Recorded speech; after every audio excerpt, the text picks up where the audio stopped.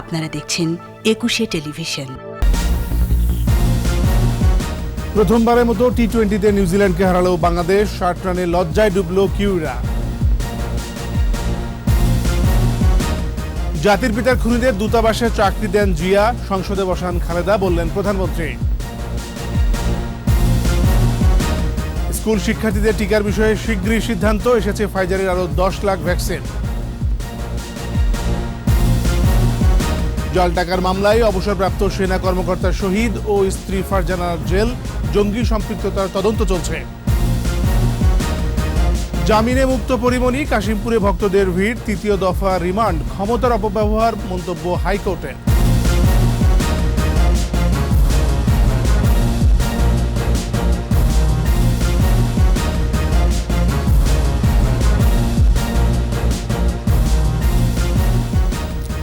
শুনছিলেন first security ইসলামী bank limited সংবাদের শিরোনাম। আমন্ত্রণ রাত ১১টার ২১ সংবাদে, সাথে আছে আমি এমএজি ওসমানী। দর্শক, ২১ টেলিভিশন সংবাদ একই সাথে সরাসরি দেখতে পাবেন আমাদের ফেসবুক পেজ www.facebook.com/2124 অনলাইনে। এছাড়া সংবাদে আরও থাকছে: রূপসী বাংলার একফালি লাল স্বর্গ, বরিশালের শাপলার বিল, পর্যটক আকর্ষণে নানা পরিকল্পনা।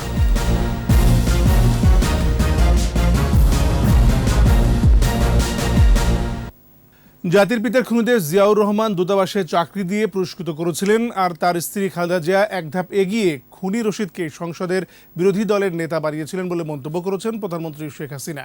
জাতীয় সংসদে তিনি বলেন, ৯৬-এর ১৫ ফেব্রুয়ারি ভোটারবিহীন নির্বাচন সব রাজনৈতিক দল ও দেশের মানুষ প্রত্যাখ্যান করেছিল।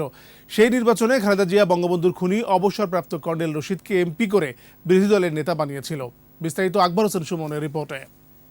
মাননীয় সদস্যবৃন্দ, একাদশ জাতীয় সংসদের চতুর্দশ অধিবেশন, তৃতীয় মেয়াদে সরকারের চলতি বছরের চতুর্থ অধিবেশনের প্রথম দিনের বৈঠকে সভাপতিমণ্ডলীর মনোনয়নের পর শোক প্রস্তাব গ্রহণ করা হয় সংসদে। সময় বৃদ্ধি করতে পারছি। সাবেক ডেপুটি স্পিকার প্রয়াত অধ্যাপক আলী আশরাফের মৃত্যুতে সংসদের শোক প্রস্তাবের আলোচনায় অংশ নেন সংসদ নেতা প্রধানমন্ত্রী শেখ হাসিনা। যেখানে রাজনীতির প্রসঙ্গ টেনে জাতির পিতার খুনি রশিদ ও হুদাকে জাতীয় রাজনীতিতে পুনর্বাসনে বিএনপির ভূমিকার সমালোচনা করেন প্রধানমন্ত্রী। 15ই আগস্টের খুনিদেরকে যেমন জিয়াউর রহমান ইন্ডেমনিটি দিয়ে পুরস্কৃত করেছিল বিভিন্ন দূতাবাসের চাকরি দিয়ে, এবং খালেদা জিয়া বোধহয় তার থেকে আরও এক ধাপ উপরে যে জনগণের পার্লামেন্ট, সেইখানে একজন খুনিকে এনে বসায়। রাজনীতির ইতিহাসে জাতির পিতার হত্যাকারীকে সংসদ সদস্য নির্বাচিত করাকে দুঃখজনক বলে মন্তব্য করেন সংসদ নেতা। এ প্রসঙ্গে ৯৬ সালের প্রহসনী নির্বাচনের উদ্ধৃতি দেন প্রধানমন্ত্রী। ১৯৯৬ সালের 15ই ফেব্রুয়ারি বাংলাদেশে একটা নির্বাচন হয়। বেগম খালেদা জিয়া ক্ষমতায় থেকে সেই নির্বাচনটা করেছিল, যে নির্বাচন সকল রাজনৈতিক দল সেটা বয়কট করেছিল। একটা ভোটারবিহীন নির্বাচন, সারা বাংলাদেশে সেনাবাহিনী নামিয়ে দিয়ে প্রশাসন গোয়েন্দা সংস্থাকে ব্যবহার করে সেই নির্বাচনটা করা হয়। সেই নির্বাচনে ওই চান্দিনা থেকে কর্নেল রশিদকে সংসদ সদস্য করে পার্লামেন্টে নিয়ে আসে এবং বিরোধী দলের নেতার আসনে খালেদা জিয়া বসিয়েছিল। টেবিলে উত্থাপিত প্রশ্নের জবাবে প্রধানমন্ত্রী জানান, প্রতি মাসে ১ কোটি ডোজ করোনার টিকার ব্যবস্থা করবে সরকার। ধন্যবাদ মাননীয় প্রধানমন্ত্রী। আকবর হোসেন সুমন, ২১শে টেলিভিশন, ঢাকা। স্কুলের শিক্ষার্থীদের করোনা টিকা দেওয়ার বিষয়ে বিবেচনা করছে স্বাস্থ্য অধিদপ্তর। মহাপরিচালক অধ্যাপক ABM খুরশিদ আলম জানিয়েছেন, এই বিষয়ে আলোচনা চলছে, শীঘ্রই সিদ্ধান্ত হবে। এদিকে করোনায় একদিনে মারা গেছে ৭৯ জন, নতুন শনাক্ত ৩০৬২। পরীক্ষার বিপরীতে দৈনিক সংক্রমণ হার নেমেছে ১০.১১%। স্মৃতিমণ্ডলের রিপোর্ট। টিকা কর্মসূচির পরিধি বিস্তৃত করছে সরকার। এবার স্কুলের শিক্ষার্থীদেরও টিকা দেওয়ার কথা ভাবছে সরকার। সংক্রমণ কমে আসায় শিক্ষা প্রতিষ্ঠান খুলে দেওয়ার আগে স্কুলের শিক্ষার্থীদের টিকা দেওয়ার বিষয়টি আলোচনাধীন। স্বাস্থ্য অধিদপ্তরের মহাপরিচালক অধ্যাপক ABM খুরশিদ আলম বলেন, বৈঠক করে এ বিষয়ে সিদ্ধান্ত নেওয়া হবে। মাননীয় প্রধানমন্ত্রী চান যে স্কুলে যাতে টিকাটা দেয়া হয়। আপনারা জানেন যে স্কুলে টিকা দেওয়ার ব্যাপারে আমরা এখন পর্যন্ত ওয়ার্ল্ড হেলথ অর্গানাইজেশনের কোনো নির্দেশনা পাইনি। আর আমেরিকা যেটা দিয়েছে, তারা তাদের নিজস্ব দেশের প্রোটোকলে তারা দিয়েছে টিকা, তো সেরকম আমাদের দেশেও হতে পারে। কোভ্যাক্স থেকে আরও টিকা পাবে বাংলাদেশ। ১০ সেপ্টেম্বরের মধ্যে চাহিদাপত্র পাঠিয়ে দেয়া হবে বলে জানান মহাপরিচালক। কোভ্যাক্স থেকে আমরা 31 আগস্ট তারিখে আমরা একটা মেইল পেয়েছি, যেখানে আমাদেরকে জানানো হয়েছে যে সব ধরনের টিকারই অফার দিয়েছে অ্যাস্ট্রাজেনিকা, মডার্না, জেসন মানে জনসন অ্যান্ড জনসন, ফাইজার এবং সিনোফার্মের, এবং আমাদের ইন্টারেস্ট জানাতে বলছে 10ই সেপ্টেম্বরের মধ্যে আমরা যাতে আমাদের কোন টিকাটা নিতে চাই বা কী পরিমাণ নিতে চাই সেটা জানানোর জন্য বলেছে। এদিকে স্বাস্থ্য অধিদপ্তরের তথ্য বলছে করোনায় 24 ঘন্টায় 79 জনের মৃত্যু হয়েছে। মৃতের সংখ্যা বেড়ে হয়েছে 26,274। 791টি ল্যাবে 30,294টি নমুনা পরীক্ষায় শনাক্ত 3,062। মোট শনাক্ত 15,03,680। সুস্থ হয়েছে 5,999। পরীক্ষার বিপরীতে দৈনিক সংক্রমণ হার কমে হয়েছে 10.11%। সুস্থ 95% বেশি এবং মৃত্যু 1.75%। করোনায় 24 ঘন্টায় ঢাকা বিভাগে 28 ও চট্টগ্রামে 23 জনের মৃত্যু হয়েছে। পুরুষের মধ্যে মৃত্যু হার 64.82% এবং নারী 35.18%। স্মৃতি মণ্ডল, 21 টেলিভিশন, ঢাকা। কোভ্যাক্সের সহায়তায় মার্কিন যুক্তরাষ্ট্র থেকে ফাইজার বায়োএনটেকের তৈরি করোনার আরও 10 লাখ ডোজ টিকা দেশে এসেছে। এটি ফাইজারের টিকার দ্বিতীয় চালান। বিকাল 5:30টায় কাতার এয়ারওয়েজের একটি ফ্লাইটে এসব টিকা ঢাকার শাহজালাল আন্তর্জাতিক বিমানবন্দরে আসে। স্বাস্থ্যসেবা বিভাগের সচিব লোকমান হোসেন মিয়া, ঢাকায় আমেরিকার রাষ্ট্রদূত HR মিলার সহ মন্ত্রণালয় ও অধিদপ্তরের কর্মকর্তারা এ সময় বিমানবন্দরে উপস্থিত ছিলেন। এর আগে গত 31 মে রাতে প্রথম চালানের ফাইজার বায়োএনটেকের 1,620,000 ডোজ টিকা আসে। এ নিয়ে এই ওষুধ কোম্পানি মোট 11,620,000 ডোজ টিকা এলো।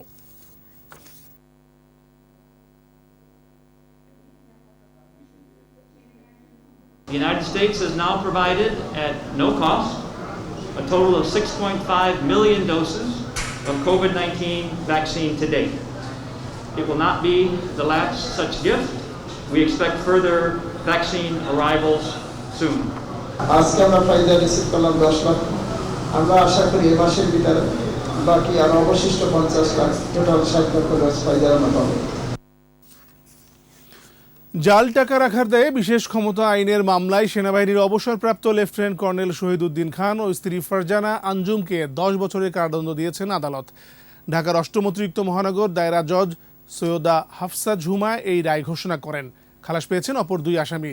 সাজা বাড়াতে উচ্চ আদালতে যেতে চান রাষ্ট্রপক্ষ। বিস্তারিত সাইদুল ইসলামের রিপোর্টে। ক্যান্টনমেন্ট থানায় বিশেষ ক্ষমতা আইনে দায়ের করা মামলায় সেনাবাহিনীর অবসরপ্রাপ্ত লেফটেন্যান্ট কর্নেল শহীদুদ্দিন খান ও তার স্ত্রী ফারজানা আঞ্জুম খানকে 10 বছরের কারাদণ্ড দিয়েছেন আদালত। একই সাথে 50,000 টাকা জরিমানা অনাদায়ে আরও 6 মাসের কারাদণ্ডাদেশ দেওয়া হয়। পলাতক এই 2 আসামির বিরুদ্ধে গ্রেফতারি পরোয়ানা সহ সাজা পরোয়ানা জারি করেন আদালত।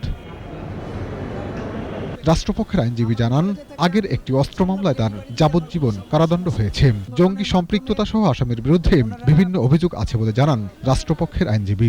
দুদকের মামলা আছে, তারপরে আবার ঋণ খেলাপির মামলা আছে, অর্থ ঋণ কোর্টেও মামলা আছে, আর ভুয়া দলিলপত্র তৈরি করে জমি বিক্রির তৎপরতা করেছে ওনারা বিভিন্ন সময়, এই মামলাগুলো আছে। তো সব মিলিয়ে আসলে ওনাদের একটা ষড়যন্ত্র ছিল যে রাষ্ট্রের বিরুদ্ধে, দেশের বিরুদ্ধে জঙ্গি তৎপরতা করার জন্য, জঙ্গি কার্যক্রম করার জন্য। সাজা বাড়াতে উচ্চ আদালতে যাওয়ার কথা জানান রাষ্ট্রপক্ষের আইনজীবী। মৃত্যুদণ্ড অথবা যাবজ্জীবন অথবা সর্বনিম্ন হচ্ছে 14 বছর। তো 14 বছর উনি দিতে পারতেন, কিন্তু 10 বছর দেওয়াতে এই মামলাটা সাজা কম হয়ে গেছে। উচ্চ আদালতে, হায়ার কোর্টে আমরা যাব, সাজা যেহেতু কম হয়েছে আমরা সংক্ষুব্ধ হয়েছি। 2019 সালের 15ই জানুয়ারি শহীদুদ্দিন খানের বাসায় অভিযান চালিয়ে 2টি পিস্তল, 6টি গুলি, 2টি শটগান ও জাল নোট উদ্ধার করা হয়। ওই ঘটনায় অস্ত্র, সন্ত্রাস দমন ও বিশেষ ক্ষমতা আইনে মামলা হয়। আর জাল টাকা উদ্ধারের ঘটনায় শহীদ ও তার স্ত্রী সহ 5 জনের বিরুদ্ধে মামলা হয়। মামলার এজাহারে বলা হয়, আসামিরা পরস্পর যোগসাজশে নিষিদ্ধ জঙ্গি সংগঠনের সাথে সম্পৃক্ত হয়ে সরকার ও রাষ্ট্রের সার্বভৌমত্বের জন্য হুমকি ও জননিরাপত্তা বিঘ্নকারী ষড়যন্ত্রের সাথে যুক্ত ছিলেন। সাইদুল ইসলাম, 21 টেলিভিশন, ঢাকা। জামিনে মুক্তি পেলেন চিত্রনায়িকা পরিমণি। কাশিমপুর মহিলা কারাগার থেকে 27 দিন পর বুধবার সকালে মুক্ত হন তিনি। এদিকে মাদক মামলায় 3 বার রিমান্ডে পাঠানোর ক্ষেত্রে ক্ষমতার অপব্যবহার করা হচ্ছে বলে মন্তব্য করেছেন হাইকোর্ট। পরিমণি রিমান্ডের বৈধতা নিয়ে প্রশ্নে স্বপ্রণোদিত রুল জারির আবেদনের শুনানিতে বিচারপতি মোস্তফা জামান ইসলাম ও বিচারপতি KM জাহিদ সারোয়ার কাজলের ভার্চুয়াল বেঞ্চ এই পর্যবেক্ষণ দেন। গাজীপুর প্রতিনিধি অপূর্ব রায়ের সহযোগিতায় শাকের আর্য রিপোর্ট। গাজীপুর কাশিমপুর কারাগার থেকে জামিনে মুক্তি পেলেন চিত্রনায়িকা পরিমণি। স্বজনদের সাথে করে বাড়ি ফেরেন তিনি। তবে মুক্ত হবার পর গণমাধ্যম কর্মীদের সঙ্গে কোনো কথা বলেননি। 5:30টার মধ্যে যদি এখানে বেলবন চলে আসে দেন কালকেই আমরা বের করতে পারতাম। তো ওই কারাগার হয়ে এখানে আসতে আসতে রাত হয়ে যায়। রাত হয়ে যাওয়ার ফলে আমরা কালকে তাকে বের করতে পারিনি। শারীরিক মানসিকভাবে তো বিপর্যস্ত আছেন। অবশ্যই উনি গণমাধ্যমে পরবর্তীতে আপনাদেরকে ডেকেই কথা বলবেন। মাদকদ্রব্য নিয়ন্ত্রণ আইনের মামলায় 3 দফায় 7 দিন রিমান্ড ও 27 দিন কারাবন্দী থাকার পর তাকে জামিন দেয়া হয়। এদিকে পরিমণির রিমান্ড নিয়ে প্রশ্ন তুলেছেন হাইকোর্ট। কোর্ট বলেছেন যে তৃতীয় দফায় রিমান্ডে নেওয়ার কোনো প্রয়োজন ছিল না। এই ধরনের রিমান্ড এই সভ্য সমাজে চলতে পারে না। মাদকদ্রব্য নিয়ন্ত্রণ আইনের মামলায় পরিমণিকে 3 দফায় 7 দিন রিমান্ডে নেওয়ার প্রেক্ষাপটে স্বতঃপ্রণোদিত রুল চেয়ে 29 আগস্ট একই বেঞ্চে একটি আবেদন করে আইন ও সালিশ কেন্দ্র। শুনানিতে পরিমণির রিমান্ডের বিষয়টি উঠে আসে। শাকের আরজু, 21 টেলিভিশন, ঢাকা। নিচি সংবাদ বিরতি। যখন ফিরছি তখন অন্যান্য খবরের সঙ্গে আরো থাকবে। বিএনপিকে অপরাজনীতি থেকে বের হয়ে আসার আহ্বান তথ্যমন্ত্রীর। গণতন্ত্র প্রতিষ্ঠায় লক্ষ্য বললেন ফখরুল। চাল উৎপাদন দ্বিগুণ করার লক্ষ্যমাত্রা, কৃষিতে জৈব প্রযুক্তি ও বাজার ব্যবস্থা উন্নয়নের তাগিদ।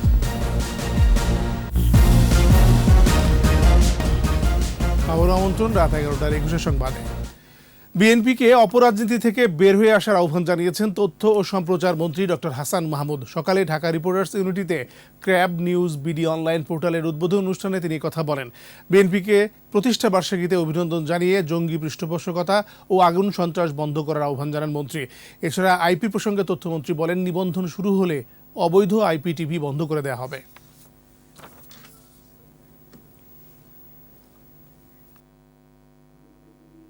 বিএনপি যে এতদিন ধরে যে অপরাজনীতি, জঙ্গি আশ্রয়ী রাজনীতি, সন্ত্রাসী রাজনীতি নির্ভর যে রাজনীতি করে আসছিল, আজকের প্রতিষ্ঠা বার্ষিকীতে আমাদের প্রত্যাশা থাকবে সেই রাজনীতি থেকে বেরিয়ে আসবে।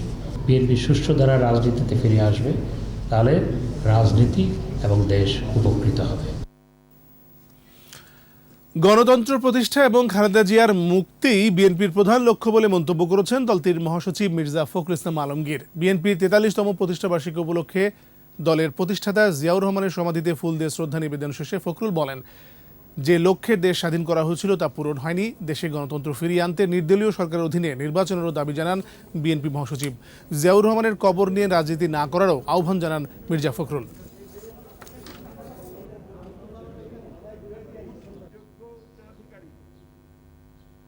সীমিত পরিসরের মধ্যেও আমরা আমাদের দলকে সংগঠিত করছি এবং রাস্তায় জনগণের যে দাবি দেওয়া আছে সেই দাবি দেওয়া নিয়ে আমরা আন্দোলন করছি। আমরা আশা করি সামনের বছর এবং তার পরের বছরও নিঃসন্দেহে এই দেশে গণতন্ত্র প্রতিষ্ঠার জন্য আমরা সবচেয়ে বড় ভূমিকা রাখতে পারব। বিশাল জনসংখ্যার খাদ্য নিরাপত্তা নিশ্চিত করতে 2050 সালের মধ্যে দ্বিগুণ চাল উৎপাদনের লক্ষ্যমাত্রা নির্ধারণ করেছে ধান গবেষণা ইনস্টিটিউট। হেক্টর প্রতি 1.65 মেট্রিক টন উৎপাদন বাড়াতে কৃষির আধুনিকায়নের পাশাপাশি জৈব প্রযুক্তির উদ্ভাবন ও বাজার ব্যবস্থাপনা উন্নয়নের রূপরেখা দিয়েছে গবেষকরা। ধান রিসার্চ ইনস্টিটিউটের গবেষণা গ্রন্থের মোড়ক উন্মোচন অনুষ্ঠানে কৃষিমন্ত্রী বলেন, শীঘ্রই 4র্থ প্রজন্মের C4 ধানের উৎপাদন শুরু করতে হবে। মানিক শিকদারের রিপোর্ট। 2050 সালের মধ্যে দেশের জনসংখ্যা হবে 20 কোটি। জনসংখ্যার বাড়তি চাপে ক্রমবর্ধমান হারে কমছে কৃষিজমি, তীব্র হচ্ছে খাদ্য ঘাটতির শঙ্কা। খাদ্য নিরাপত্তা নিশ্চিত করতে উৎপাদন বাড়ানোর কোনো বিকল্প নেই। বর্তমানে দেশে হেক্টর প্রতি উৎপাদিত হয় 3.17 মেট্রিক টন ধান। 2050 সাল নাগাদ উৎপাদন দ্বিগুণ করার লক্ষ্যমাত্রা ধরা হয়েছে 4.82 মেট্রিক টন। আর এর চ্যালেঞ্জ মোকাবেলায় উচ্চ ফলনশীল জাতের ধান, আধুনিক প্রযুক্তির ব্যবহার, বাজার ব্যবস্থাপনার উন্নয়ন সহ নানা বিষয় তুলে ধরা হয় ধান গবেষণা ইনস্টিটিউটের গবেষণা গ্রন্থে। অনুষ্ঠানে কাঙ্ক্ষিত লক্ষ্যমাত্রা অর্জনে কৃষি বিজ্ঞানী ও গবেষকরা তুলে ধরেন তাদের বিশ্লেষণ। ডায়েটের পরিবর্তন আনতে হবে, খালি ভাত দিয়েই চলবে না। উদ্ভাবনের মাধ্যমে বিডি এদেশের খাদ্য নিরাপত্তার ক্ষেত্রে অসামান্য অবদান রাখে চলছে। খাদ্য ঘাটতি মেটানোর পাশাপাশি কৃষি পণ্যের রপ্তানি বাড়ানোর পরামর্শ দেন পরিকল্পনা প্রতিমন্ত্রী। বড় কৃষক চাই যারা ঝুঁকি নিতে পারবে, এগ্রি বিজনেসের হাতে ক্রমান্বয়ে দিয়ে দিতে হবে এগ্রিকালচারকে। এখন বাজার স্থিতিশীল করতে হলে এই আবহাওয়া ভিত্তিক কৃষি বাদ দিয়ে গ্রিন কৃষিতে কেমনে যাব, এগুলো আলোচনায় আনার দরকার। এবছর ধানের সর্বোচ্চ উৎপাদন হওয়া সত্ত্বেও চালের দাম বৃদ্ধি পাওয়ায় উদ্বেগ প্রকাশ করে কৃষিমন্ত্রী বলেন, বাজার ব্যবস্থাপনা মনিটরিংয়ের পাশাপাশি চতুর্থ প্রজন্মের C4 ধানের উৎপাদনে যাবার তাগিদ দেন তিনি। এই জেনেটিক ইঞ্জিনিয়ারিংয়ের মাধ্যমে, জিনোমের মাধ্যমে যদি রাইসটাকে শুধু যদি C4 করতে পারে, তাহলে তো প্রোডাক্টিভিটি 40% 30% বেড়ে যাবে। এটি একটি দিক। তাছাড়াও নতুন নতুন যে জাত আসছে এবং অন্যান্য দেশে যে প্রোডাক্টিভিটি আছে, এটা ডাবল করা অনেক বেশি কঠিন হবে না। আধুনিক কৃষি ও কৃষিজাত পণ্যের উৎপাদন বাড়ালে এ খাতে বৈপ্লবিক পরিবর্তন আসবে প্রত্যাশা সংশ্লিষ্টদের। মানিক শিকদার, একুশে টেলিভিশন, ঢাকা। ব্ল্যাকমেইল করে 1 কোটি টাকা চাঁদাবাজির অভিযোগে 2 ভুয়া সাংবাদিককে গ্রেপ্তার করেছে র্যাব। বিকেলে কারওয়ানবাজারে সংবাদ সম্মেলনে র্যাব জানায়, হলমার্ক কেলেঙ্কারির গ্রেপ্তারি পরোয়ানাভুক্ত আসামি আব্দুল মালেককে ভুয়া 2 সাংবাদিক একটি আবাসিক হোটেলে নিয়ে যায়। পরে সেখানে তার কাছ থেকে 95 লাখ টাকার চেক ও নগদ 5 লাখ টাকা হাতিয়ে নেওয়ার চেষ্টা করলে র্যাব তাদের গ্রেপ্তার করে। চক্রটি বিভিন্ন টেলিভিশন ও পত্রিকার সাংবাদিক পরিচয় দিয়ে চাঁদাবাজি করতে বলেও জানা যায়।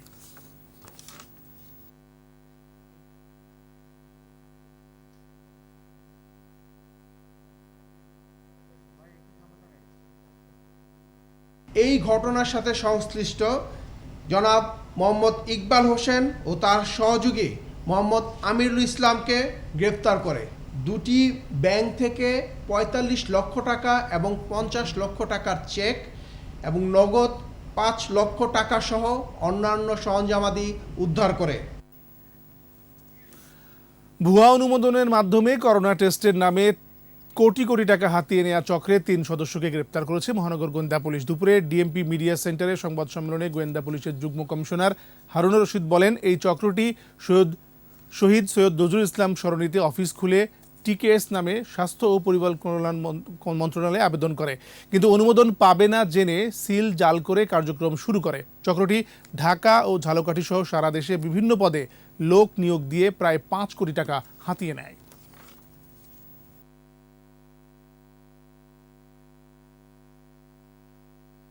নাম সর্বোচ্চ একটা জালিয়াত, তাদের কোনো প্রতিষ্ঠানই নেই।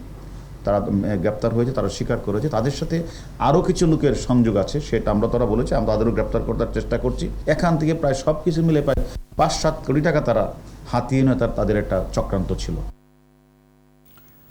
স্বাস্থ্য অধিদপ্তর সহ বিভিন্ন সরকারি দপ্তরে চাকরি দেওয়ার নামে টাকা আত্মসাৎ চক্রে 2 সদস্যকে গ্রেপ্তার করা হচ্ছে। সিটিএনএসআই, এনএসআই, নিরাপত্তা উইং এবং পুলিশ যৌথ অভিযান চালিয়ে 4 চাকরি প্রার্থীকে ভুয়া নিয়োগপত্র দেওয়ার সময় মানিক চাঁদ রাজ ও আখি আক্তারকে আটক করে। এ সময় তাদের কাছ থেকে 8টি ভুয়া নিয়োগপত্র সহ বিভিন্ন কাগজপত্র জব্দ করা হয়।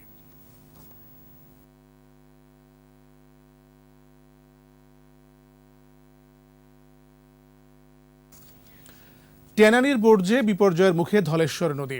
দীর্ঘদিনেও বর্জ্য ব্যবস্থাপনা নিশ্চিত না হওয়ায় গলার কাটায় পরিণত হয়েছে সাভারের চামড়া শিল্প নগরী। এখান থেকে প্রতিদিন 15,000 ঘনমিটার বিষাক্ত বর্জ্য যাচ্ছে ধলেশ্বরীতে। চামড়ার রপ্তানি বাণিজ্যও ব্যাপকভাবে ক্ষতিগ্রস্ত হচ্ছে। তহিদুর রহমানের রিপোর্ট। বুড়িগঙ্গার সর্বনাশ ঘটিয়েছে অনেক আগেই। এবার ঢাকার পার্শ্ববর্তী আরেক নদীতে থাবা বসিয়েছে দেশের ট্যানারি শিল্প। ত্রুটিপূর্ণ পরিকল্পনায় গড়ে ওঠা সাভারের হেমায়েতপুরের চামড়া শিল্পনগরীর বর্জ্যে চরম বিপর্যয়ের মুখে ধলেশ্বরী। এখানকার ট্যানারিগুলো দৈনিক 40,000 ঘনমিটার বর্জ্য তৈরি করে। এর মধ্যে বিদ্যমান ত্রুটিপূর্ণ সিইটিপির মাধ্যমে 25,000 ঘনমিটার তরল বর্জ্য আংশিক পরিশোধন হচ্ছে। বাকিটা যাচ্ছে ধলেশ্বরীতে। ভারী ধাতু ও ক্রোমিয়াম বর্জ্যের অব্যবস্থাপনা তো রয়েছে। বজ্র ফালাইতেছে, এটার কোনো পরিবেশ নাই। আমরা যে রাস্তা দিয়ে হাঁটি, এই রাস্তাটা হাঁটার মতো কোনো উপযোগী থাকে না। এখান থেকে কেমিক্যাল শোধনও হচ্ছে না, সরাসরি নদীতে ছাড়ার কারণে নদী দূষণ হচ্ছে, প্লাস আমাদেরও ক্ষতি হচ্ছে। এদিকে শুধু পরিবেশই ক্ষতিগ্রস্ত হচ্ছে না, দেশের ট্যানারি শিল্প আন্তর্জাতিক মানের না হওয়ায় মিলছে না লেদার ওয়ার্কিং গ্রুপের সনদ। এতে রপ্তানি বাজারে 40% কম মূল্য পাচ্ছে চামড়া ও চামড়াজাত পণ্য। এমন বাস্তবতায় সম্প্রতি পরিবেশ, বন ও জলবায়ু পরিবর্তন মন্ত্রণালয় সংক্রান্ত সংসদীয় স্থায়ী কমিটি দূষণের দায়ে সাভারের চামড়া শিল্পনগরী সাময়িক বন্ধের সুপারিশ করে, যাতে আপত্তি ট্যানারি মালিকদের। বন্ধ নয়, সংস্কার চান তারা। আমরা মনে করি যে এইগুলোকে আপনার সম্পন্ন করার দায়িত্ব হলো বিসিকে, এবং এইটাকে নতুন একটা প্রজেক্ট নিয়ে অতি দ্রুত আপনার এই যে ক্রোম রিকভারি প্ল্যান্ট এবং আপনার যে সলিড ওয়েস্ট ম্যানেজমেন্ট সহ যে সিটিপির যে সমস্যাগুলো আছে সেগুলো চিহ্নিত করে এগুলোকে আরো মডার্নাইজ করা। ট্যানারি বন্ধ রাখা ঠিক হবে না বলছেন অর্থনীতিবিদরাও। সাভারের চামড়া শিল্পনগরীর প্রকল্প বাস্তবায়নকারী প্রতিষ্ঠান বিসিকের সক্ষমতা নিয়ে প্রশ্ন তাদের।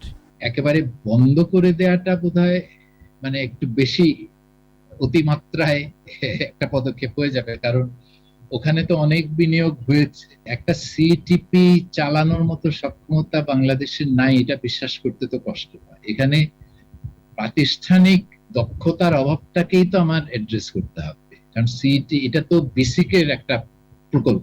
এ বিষয়ে বিসিকের বক্তব্য জানতে একাধিকবার চেষ্টা করা হয়, কিন্তু প্রতিবারই ব্যস্ততার কারণ দেখিয়ে এড়িয়ে যান প্রতিষ্ঠানটির চেয়ারম্যান। তৌহিদ বলছি, 21 টিভির। এখন কি ফ্রি আছেন? সর্বোচ্চ 5টা মিনিট। 5 মিনিটও লাগবে না, 2 মিনিটে শেষ করে দেব। সরি, আমি দুঃখিত। তৌহিদ রহমান, 21 টেলিভিশন, ঢাকা। এবার আমাদের বিশেষ আয়োজন আমার বাংলা।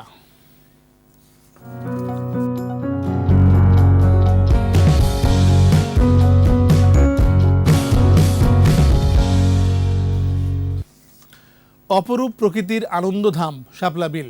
বিলের চারপাশে গাঢ় সবুজের বুকে এক ফালি লাল স্বর্গ। বরিশালের উজিরপুরে বিল জুড়ে প্রাকৃতিকভাবে জন্মানো এই শাপলার সৌন্দর্য উপভোগ করতে ছুটছেন পর্যটকরা, আর পর্যটক ঘিরে কর্মসংস্থান হচ্ছে স্থানীয় লোকদের। বরিশাল থেকে সুখেন্দু এদবরের রিপোর্ট, জানাচ্ছেন রত্না জামান। শাপলা শালুকের জলবন, লতাপাতা গুল্মে ভরা বিলে ফুটে আছে শত সহস্র শাপলা। এ যেন শাপলার রাজ্য। যতই গহীনে যাওয়া যায়, বাড়তে থাকে লালের তীব্রতা। বছরের অধিকাংশ সময় জলমগ্ন এ বিলে লাল, সাদা ও বেগুনি 3 ধরনের শাপলা জন্মালেও লাল শাপলাই বেশি।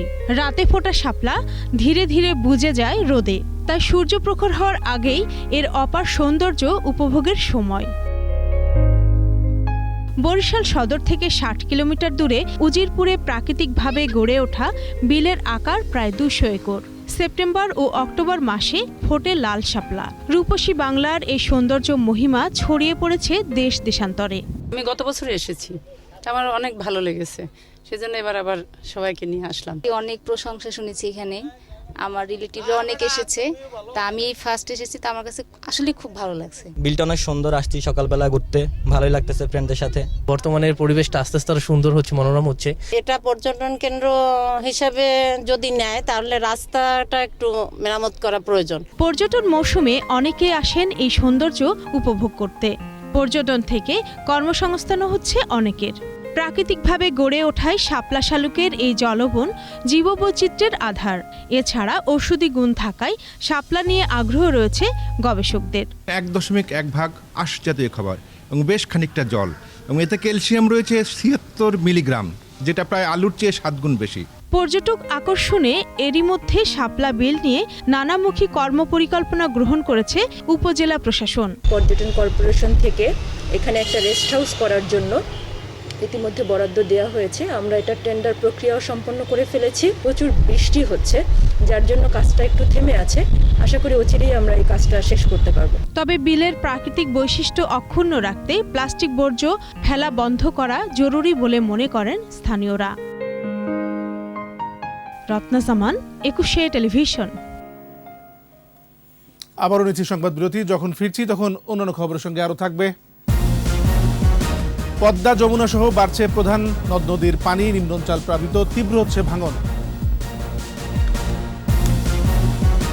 গরিব দেশগুলোকে 100 কোটি টিকা সরবরাহের আহ্বান, নিজস্ব উদ্যোগে ভ্যাকসিন উৎপাদনের তাগিদ।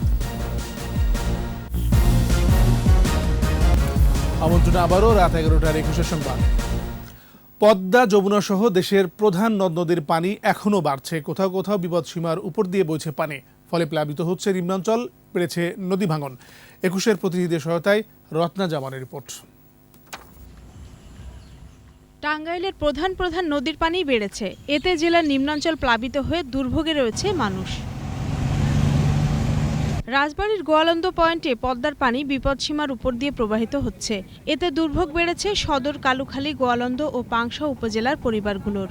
উপজেলা নির্বাহী অফিসারদের দেয়া তালিকা অনুযায়ী জেলার 7,500 মানুষ পানিবন্দী রয়েছে। ফরিদপুরে ফের বাড়তে শুরু করেছে পদ্মার পানি। সদর উপজেলার নর্থ চ্যানেল ও ডিক্রির চর ইউনিয়নের 6টি গ্রামে নতুন করে পানি প্রবেশ করতে শুরু করেছে। গাইবান্ধায় যমুনা ও ব্রহ্মপুত্রের পানি বেড়েছে নদী ভাঙনও। 5টি ওয়ার্ডের 350-এর মতো পরিবার তারা আসলে নদী ভাঙনের শিকার হয়ে বিভিন্ন জায়গায় আশ্রয় নিয়েছে। নদী ভাঙবে না তো ঘর দুয়ার বাড়ি ঘর সময়তে ভেসে যায়, একটা ভাঙি আর একটাই যা থাকি, আবার সে ভাঙে আবার একটা যা থাকি। রত্না জামান, 21 টেলিভিশন। বাংলাদেশ পর্যটন কর্পোরেশনের অনলাইন রিজার্ভেশন সিস্টেম ও হোটেল ম্যানেজমেন্ট সিস্টেমের উদ্বোধন করেছেন বেসামরিক বিমান পরিবহন ও পর্যটন প্রতিমন্ত্রী মাহবুব আলী। সচিবালয়ে বেসামরিক বিমান পরিবহন ও পর্যটন মন্ত্রণালয়ের সম্মেলন কক্ষে এই সেবার উদ্বোধন করা হয়। এর ফলে বিশ্বের যে কোনো প্রান্ত থেকে বাংলাদেশের পর্যটন কর্পোরেশনের হোটেল মোটেলের রুম বুকিং দেওয়া যাবে। এছাড়া আগামী 27 সেপ্টেম্বর থেকে এই সেবার মোবাইল অ্যাপ চালু করা হবে বলেও জানান প্রতিমন্ত্রী।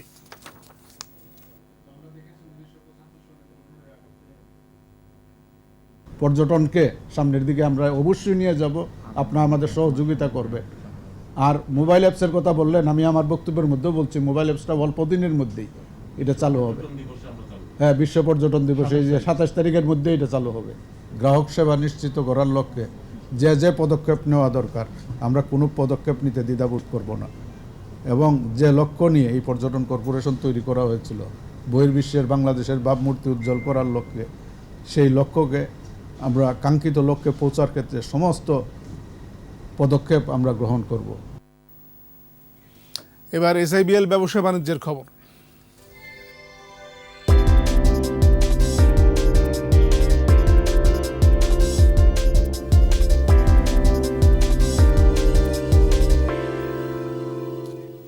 প্যারাশুট অ্যাডভান্স এর প্রস্তুতকারক ম্যারিকো বাংলাদেশ বাজারে নিয়ে এলো তাদের নতুন brand red king cooling oil.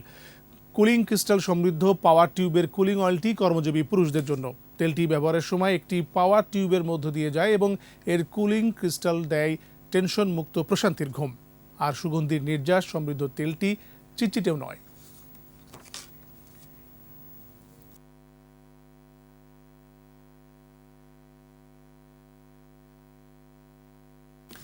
তৃণমূলের গ্রাহকদের সমস্যার সমাধানে দেশের প্রতিটি উপজেলায় অন্তত একটি করে মোট 599টি নগদ সেবা পয়েন্ট চালু করছে ডাক বিভাগের মোবাইল ফাইন্যান্সিয়াল সার্ভিস নগদ।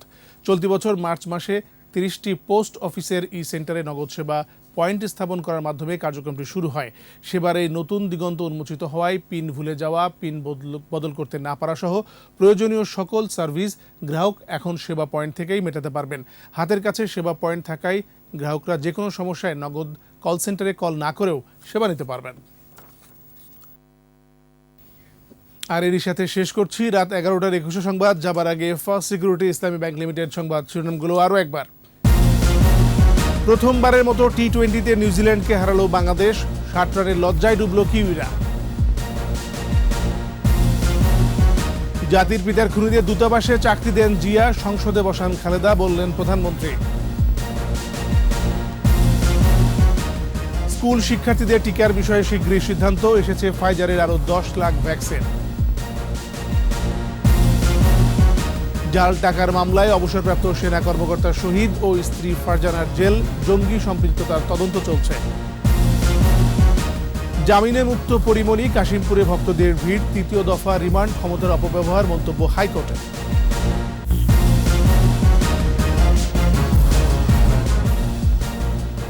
সর্বশেষ খবর জানতে ডায়াল করুন 202 নম্বরে আর ভিজিট করুন 21-tv.com ওয়েবসাইটে। এছাড়া ফেসবুকে ভিজিট করতে পারেন facebook.com/2124 অনলাইন। এরপর সংবাদ রাত 1টায় দেখার আমন্ত্রণ রইল। স্বাস্থ্যবিধি মেনে চলুন, সুস্থ থাকুন।